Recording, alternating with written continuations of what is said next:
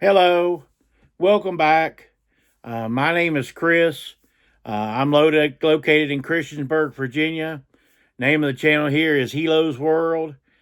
Today's topic, I'm going to talk about 20 things that I think this coming up year you shouldn't source. You shouldn't even try to look at. I wouldn't waste your time on it.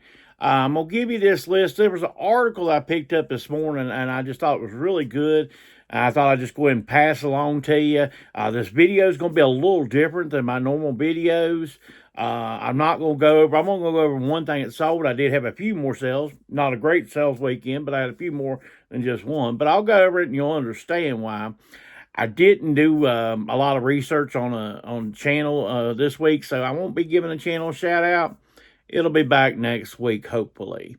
But I want to go through. They had a total of 20 items listed in the article. And like I said, I'm gonna put a link to that article down below. I usually don't do the reading of the article, and I'm not going to read the article to you. I'm going to kind of give you the list. Certain things I will go a little deeper in. Sometimes the next time, some things I'll just go on down through the list. So here we go. First of all, one of the biggest things that the list said was Pez dispensers. It says that, the modern day Pez dispensers that comes out, even the ones that would say have Star Wars or something like that, they just don't have a lot of value to them. Of course, the old ones do, but not talking about anything old, really. It's talking, well, some things in the list is old, but most of it's talking about modern stuff that you can say, hey, what if I buy that and stick it back 10 years? Will it actually be worth something? No, the modern day Pez dispensers, and even ones probably made in the last 10, 15 years, don't have value. Don't look them up. Don't waste your time. So the next item it listed was Barbie. Now, you might automatically think that Barbie actually had a good year in 2023, and she probably did for the most part. I didn't buy any Barbie. I didn't source any Barbie. So I really don't know. But probably in 2023, Barbie had a good year. But I'd say Barbie from this point on, 2024 and beyond, will not have that great a source. And there's so much out there, and there's so much done with Barbie. So unless you have old Barbie, the only time I've done well with Barbie, I have sold Barbie in the past. I found some old clothes still in the hangers, like you can hang back in the stores, back on the pegs. I sold some Barbie like that. Yeah, that'd be all right. If you can get it for cheap, pick it up. But just a bunch of things in a box or the holiday Barbies or stuff like that, unless they're just giving them away to you or a dollar or two, leave them behind. Also on movie ties, now this is the one sold I'm going to talk about. This is a Carrie Von Erich Wrestler. It sold for $23 free shipping. What I was going to say is sometimes if something is dead, a category is dead, but they make a movie about it and it goes big time and prime time, that is absolutely the time to sell your item. Say you're a collector of an item and a movie comes out about that item and it otherwise wouldn't have sold, it's definitely the time to get on that item for sale. That Carrie Von Erich figure, Carrie, first of all, he passed away in the 90s.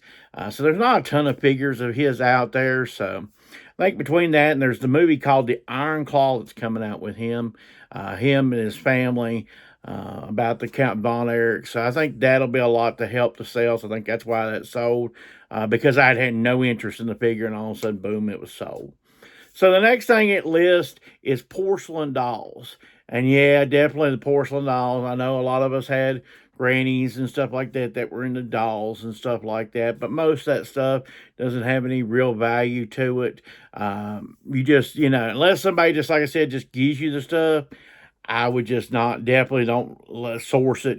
If you're at a yard sale, just keep on walking by that stuff that doesn't hold any real value.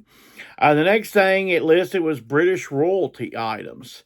Your Princess Diana, the Queen just recently passed, all that stuff. Now, if you have those items already in your thing and royalty passes, by all means, get those out the door.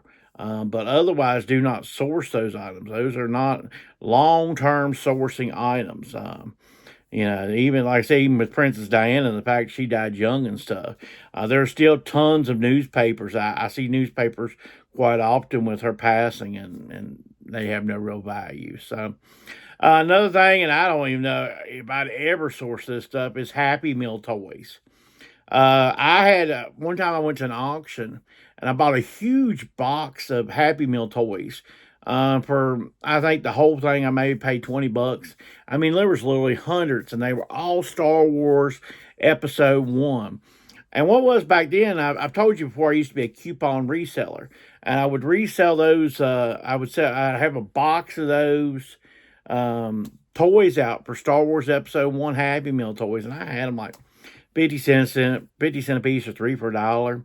I can tell you, it took literally years for them to sell at 50 cents a piece at a yard sale. So yeah, not a good idea. Not something you should buy, even if it's Star Wars or something like that. Unless you just automatically want to turn and burn it, or you buy it there and you want to go ahead and list it. Hey, list it while you're there and see if you can sell it. Otherwise, leave the Happy Meal toys alone. All right.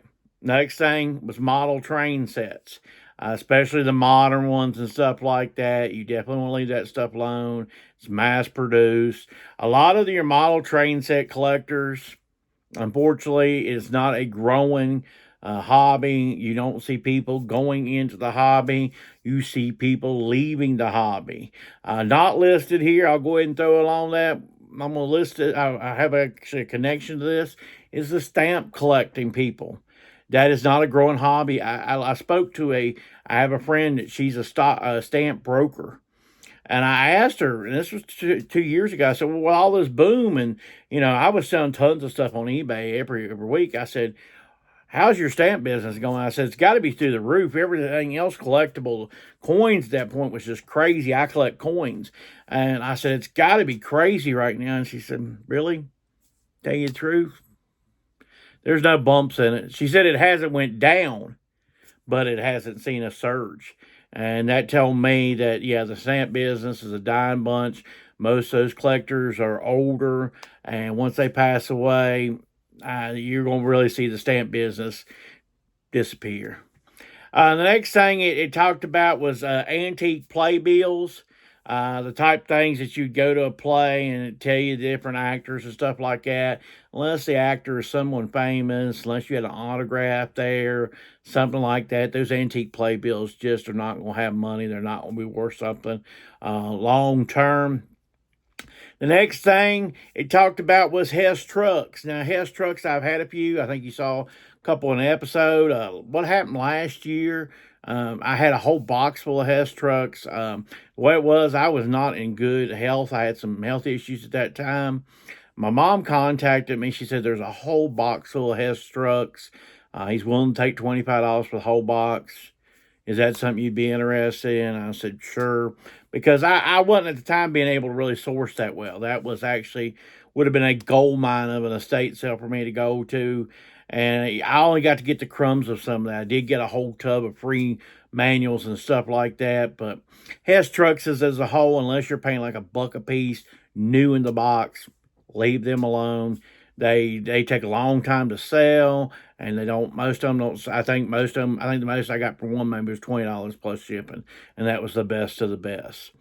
Next thing, of course, we don't have to. We haven't seen we've seen the beginnings of the end of it, but in time, we know it's the Beanie Baby of 2030. It's a Funko Pop. In time, Funko Pops, most of them, 99% of them, will not be worth it. The value just continues to drop. It's not something you want to buy in 2024 unless it's just, once again, stupid cheap. You get a whole box of them for $25. Yeah, and you'll want to flip them very quick. The next thing is Precious Moments figures. You want to stay away from Precious Moments. Everybody's mother or grandmother or aunt had those, and they're not really capturing anything. You can even go to, even in the Goodwill and stuff, sometimes I've seen where the Goodwills have a hard time getting rid of them. The only ones that do carry any value, just tell I have sold a couple in my life, is your specialty ones. I had an I Love Lucy once that brought me about $90 plus shipping. So there are certain ones that once again, there's always a unicorn in every bunch here. I'm not going to mention Beanie Babies in this list. So there's 20 items going to be listed, but none of them, some of this is not your normal stuff. So to continue the list, and I always want to include in this, I probably already said it a couple times, there's unicorns and everything, but most of all, you really don't want to waste your time unless it's the last sale of the day or something like that, or they're just about giving the stuff away. You just don't want to waste your time on this stuff. The next item is antique silverware. A lot of that stuff ends up being silver plated and stuff like that. The value is not really there unless that's something you really want to learn. Leave the antique silverware to people that's done it for 50 years. You know what I mean? You're just probably not going to find much value in stuff like that. The next thing is, of course, from the 80s, the Cabbage Patch Dolls. Now, of course, if you find the hard to find ones, the unicorns, that type of stuff, new in the box, you might take a chance. But random Cabbage Patch doll just sitting there probably isn't worth your time.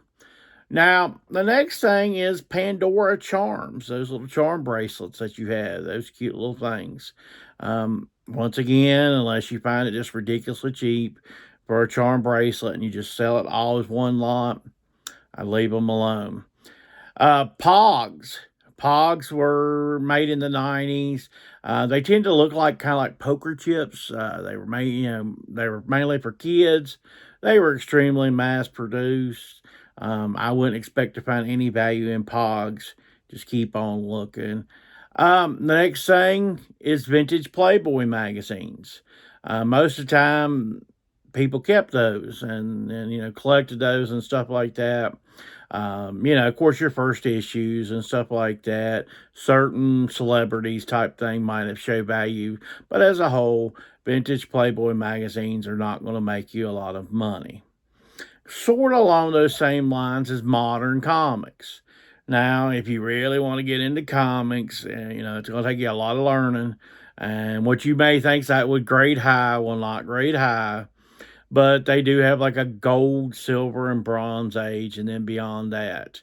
And but anything modern, the dark. There's some people like Dark Horse, and then there's some graphic type novels that can bring you money. But once again, unless they're really cheap or something like that, just keep on going. If they're already boarded and bagged, and somebody went through trouble, most likely they know the value of what's sitting there. So I would just roll on. Something that's, continue to lose value, and it may regain at some point, but it's going to be a while, is physical media, the DVD, VHS type stuff. Of course, once again, if you have something odd, something strange, yes, it can sell for big money. But otherwise, unless you're just picking up these collections for just dirt cheap and stuff like that, I recently saw 600 VHS a lot on a marketplace, and I didn't say. I really looked hard because I was just sitting watching a ball game, and I thought, well, I'm gonna find something in this lot, and there really wasn't nothing in that lot of 600 VHSs that was worth anything. The next thing is your Hot Wheels. Now you may say, Chris, there's treasure hunts and there's super treasure hunts, and that's 100% true. I did a video on how to spot Hot Wheels a while back. It didn't get a lot of views, so apparently nobody cares about making money in Hot Wheels anyway. So I'm going to tell you just to leave the Hot Wheels alone, especially the modern ones. If you see something with some red lines or something like that, then you may be interested in picking those up. Now, the list gave something I don't know absolutely nothing about, but they said ARI dolls. They said that eBay and Etsy was loaded with ARI dolls. I don't look at dolls much anyway, so I'm leaving the dolls alone. The next thing is computers. Now, generally, anything old with Apple on it tends to be a little bit of money, but that 1999 Pisario Tower is still pretty sorry-o. That's what I always said about the Pisarios. They named them correctly. They were pretty sorry-o, and they have not went up in value. They are needed to be recycled. The next thing is costume jewelry. Now, I did fool a little bit with this past year with some costume jewelry. I bought some in some huge lots. I had a lady that she ran an antique place that had a bunch of it. So she was buying it. I was buying it at the sale, and then she was buying it from me. And from what I gather, she sort through it, and then she'd sell what she didn't want to, and that's fine. I'm okay with that 100%. Costume jewelry as a whole, it just depends on your situation. If you get it dirt cheap, and if you got this time of year, for me, sourcing stinks this time of year.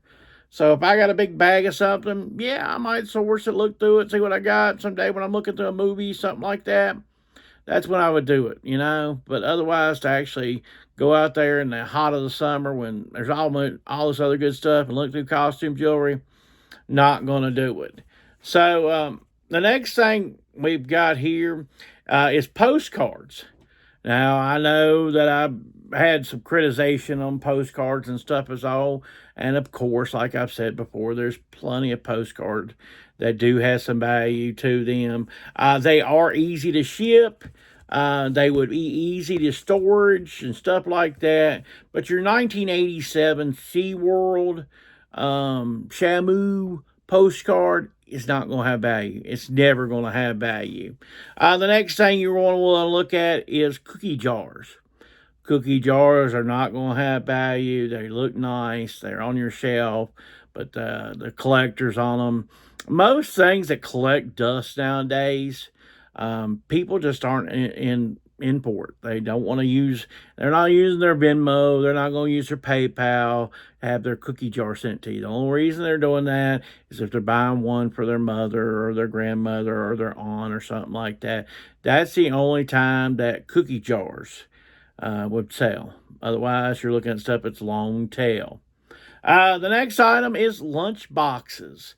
Lunch boxes are not a good item that you're going to want to source, especially, if it's the old ones, it's the metal ones, from the 70s. Yeah, of course. But those have really dried up over time. I even have one that's a Return of the Jedi that I picked up at a yard sale this year. Not valuable. Not valuable at all. It's a plastic one. Those plastic ones just don't carry the value of that. The only thing that may carry some value that some people like is the thermoses. You can pick up a thermos, say, for $1 at a yard sale. Yeah, pick up the thermoses. But the boxes themselves, unless they're the metal ones, unless they're nice, they don't carry the real value. So in conclusion, most things that you can think of that don't have value or won't have carry value into 2024 is anything that uses the word collectible in it. Anybody that thought that that type of stuff would be valuable, if you've got it, if Uncle Joe's got it, the guy down the stairs have got it, even the guy behind the 7-Eleven, if he's got one, it's not valuable, and it's not going to be valuable. So don't waste your time on sourcing it. I see so many times on Facebook Marketplace and other words, all these 1987 cards and 1992 cards and all that. The only thing it's good for is to light a match and just let it go. The best thing they do is throw it in the trash because otherwise it's not really going to have value. There's not people that is seeking to put together a 1987 top set. It's not happening. And the guy, even when the 1987 tops came out, there was only like 5 guys that were $5. They weren't even valuable even when they were produced. It was the whole thought that one day they might be valuable that sold them. And that one day has never come. So if you like this type of content, please give me a like. Comment below. Let me know if I missed something. What's something that you bought that you thought might be worth something? Didn't end up being worth nothing. It's happened to a ton of us. Thank goodness I get a little bit better over time, but sometimes I still I'm a sucker for stuff. Subscribe to the channel. Thank you, and have happy holidays.